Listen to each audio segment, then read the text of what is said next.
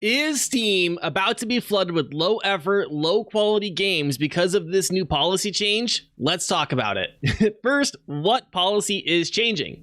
Some time ago, Steam announced that they were going to go through and review their policies for game listings and exploring the potential legal issues that the company would face if it allowed the widespread use of AI on the platform.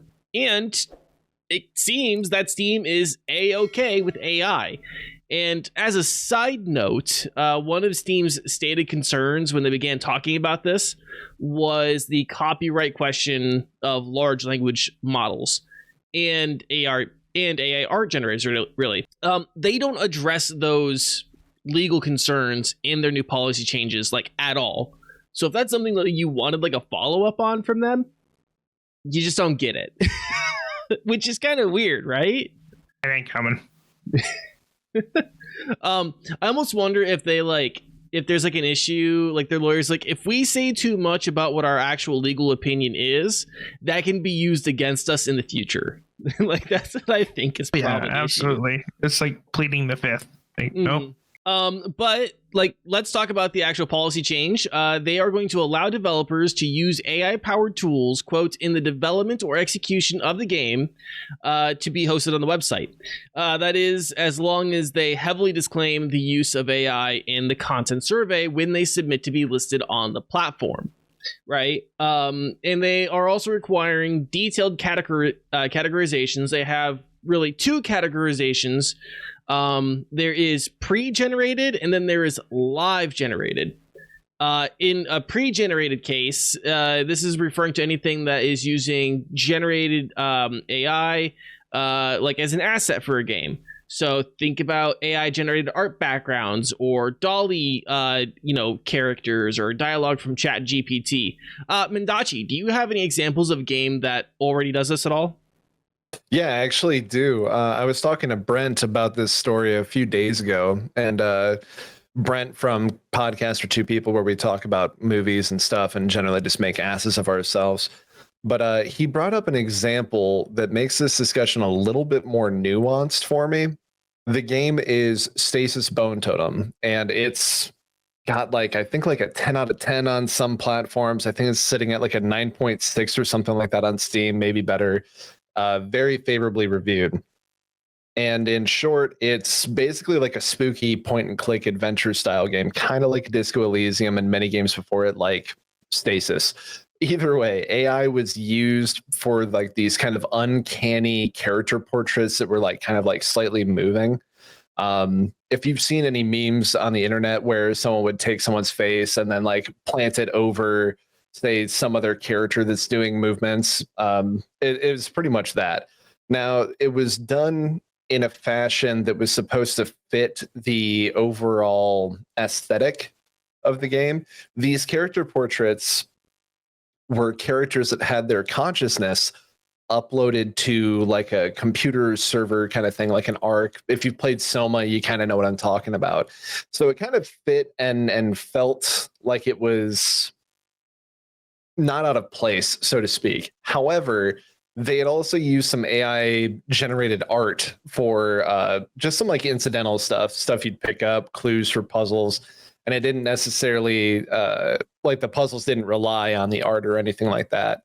But about 3 months or so ago, a little over 3 months ago, they had actually announced on a Mandalore gaming review of Stasis Bone Totem, of all places, I had to find this comment, that they had gone through and actually removed all of the AI generated stuff. I can't say without certainty that they've also removed the AI generated character profile pictures, but it does seem that they've removed all the other assets and they actually have in-house done assets. Most of the game itself was done with in-house assets.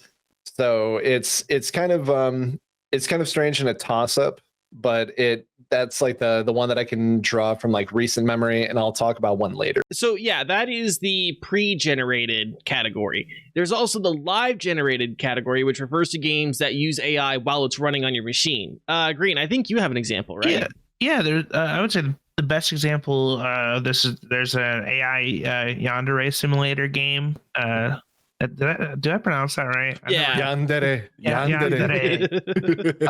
but yeah, it's an escape room game where you get like live responses from the Yandere sim, and that's actually powered by ChatGPT.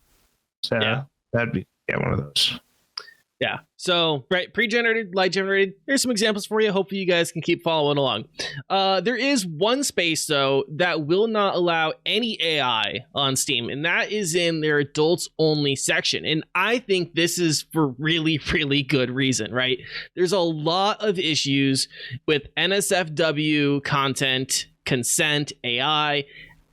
I'm just going to boil it down to we don't need more Atriox running around making AI-powered games on Steam.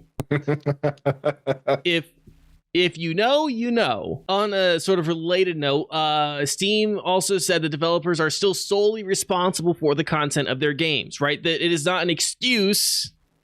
Oh, I used AI. I'm not responsible for what's in the game. You still are. This means that if your game contains any illegal or infringing content, you're still on the hook for the damages. So, devs, keep that in mind, right? I started this episode asking a question, and that is, will this flood Steam with low effort and low quality games? And really, my initial response is, what's the difference? Right? Steam is already flooded with asset flips and early access garbage. You know, just a symptom of the green light system. I don't think we're going to see a huge change in the quality of games on the platform, and you're still going to want to follow, you know, podcasts like this, YouTube channels like this, or join groups like Sentinels of the Storm to really make sure that, you know, the quality of the games you are buying is up to snuff. I don't think there is going to be a major change either to the selection that's on Steam for a good while. There's definitely a fair share of games that seem like they probably shouldn't have even left itch.io. So back into the itch.io pit with you. You stab it with a pitchfork. I don't know, man. Like, I think that Steam, well, not really think, but like, I know that Steam has been throwing away a lot of games that have used like AI art for placeholder art. I subjected myself to like the /game dev subreddit and was like just going through all of these like vitriolic, terrible posts of like people being like, oh, but I can't draw, yada yada. And I'll get more into like my thoughts on that later. But from what I've gathered, it's really too early to tell like the quality of games that we'll see here. If I had to take a shot in the dark, I would actually. I know that like we just said that probably can't use this in the NSFW section, but I could see like something like ChatGPT 4.0 or 5.0 being used to generate stories in the form of visual novels and like maybe like Wombo generated models or something along those lines. But like it probably won't be like live generated because that is way too hairy. AIs can hallucinate. If you don't understand what that means, it means that they will just kind of go off on like a separate line of thought process, or they will begin to act like they're talking from a human perspective. So it's far too volatile for something like live and like say like an adult visual novel. But I could see a lot of people being like, oh yeah, I wrote this whole story with like ChatGPT. And by that I meant, you know, here's these characters, here's a setting, and write a story for me. So on and so forth. Like I think that like we could see something like that come along. I think we're light years away from AI making it possible for anyone with like a crumb of creativity to publish say like a fully playable game on Steam, regardless of how fun or playable or complete it might be. I think we're likely to see or hear more stories like, you know, Bone Totem, or see games like The Day Before using some very cheap jank just to cut corners, put a game out there, take money, and then shut the doors and exactly, and then dip out. And you know, shit just be like that, I guess, you know. Like whatever they end up saying on Twitter to cover their asses. Yeah, well, so I was gonna kind of talk about like what my first like the first genre I think we're going to see like an explosion of this in. I didn't think about visual novels because my first thought was RPG Maker games, right? Like I'm thinking that like people, because RPG Maker is like this really like shoestring budget engine for anyone who wants to make a Chrono Trigger, Final Fantasy, Pokemon-esque game, right, where you can do it like on tight turnarounds. It's pretty low effort. I think like people are gonna like go buy like the $2 edition of some version of RPG Maker, and then are going to just insert all of their AI generated dialogues into those games, all the AI portraits and backgrounds, and then call it good, you know, as it goes out. I could see that for sure, dude. I think that's where we're going to see a lot of this, I think. But I am looking forward to like more innovative inventive uses, like the live responses from our NPCs. There was a Skyrim mod that got some attention earlier this year for using ChatGPT to generate live responses. What are some other like uses you guys would like to see? No, I would love to see a game like similar to Hunt Showdown, or it could be Hunt Showdown. Who knows? You know. Where like there's an AI boss that's like actually like intelligent, and can like either fight or like negotiate, almost like RPG like Baldur's Gate-esque, where like you could have some dialogue with you, and like please don't, or I'm gonna beat you if you don't run away. Something like that would be really cool. That might be not for a good while yet, for a few generations, but it's definitely something we could see. Right. Yeah. As far as like live generated stuff, especially like in the using of ChatGPT for, you know, like talking, there is actually a game called Vaudeville that came out a while ago, and that uses I believe it was either ChatGPT like 3.5 or it might have been 4, but it uses that, and then it uses AI like text to speech. And it sounds not great. And it works like this for all of the NPCs. And it's kind of a terrible choice because it's a detective game where you're trying to solve murders and you're talking to these NPCs and you'll be like, hey, yo, what's up, sugar lips? And they'd be like, oh, thank you for the compliment. And, you know, like you just kind of go off on a tangent and not actually get anywhere. It's actually pretty uncanny. I don't know, man. I'm not really comfortable with AI being a tool for people to use, like in a video game space right now.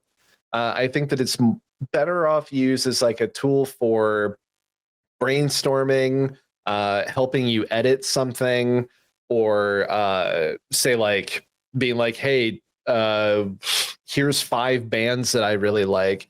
What's a band that you would recommend me? Why? Tell me more about them. And what is a song that you would recommend me? And it would just go off of all the information that it has, kind of like how, you know, we were probably all flabbergasted by how Pandora worked back in the day. It's in a very volatile space right now. I think that employing it in this fashion will certainly take away from things that we could do as developers, programmers, everything like that in a space which you're trying to actually put out a product that came from your heart and soul with a human touch, you know, that makes sense. Yeah. Just like quickly talking about like any like real concerns, I think we're going to see like a general issue of copyright. Just I mean, it's such, we haven't settled that legal question of AI models infringing on copyright. And it's a really hot debate that I don't feel qualified to speak on. But you know that there are 2 major lawsuits right now against ChatGPT. Yeah. Actually, I mean, like there's some David Baldacci. I'm pulling this off right now from ABC News. David Baldacci, Jonathan Franzen, John Grisham, George R. R. Martin, and Jodi Picoult all suing OpenAI, the people who own ChatGPT, as well as the New York Times. So and like that was last updated at the very end of December. So we're still in the infantile stages of that legal talk. Yeah. Right. So like lawsuits like that will have implications for how these games and what is Steam's liability then, right? Like that's a thing. The other biggest concern I have is really if developers are just going to be honest. we know from Steam Greenlight that when that first started, that there were certain developers who were just not honest about their projects, were not honest with the content of their games.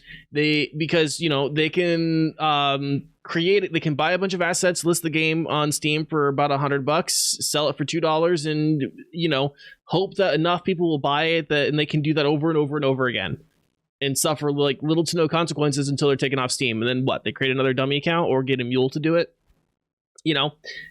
That is my other concern, is like just the honesty of certain parties and actors in the space.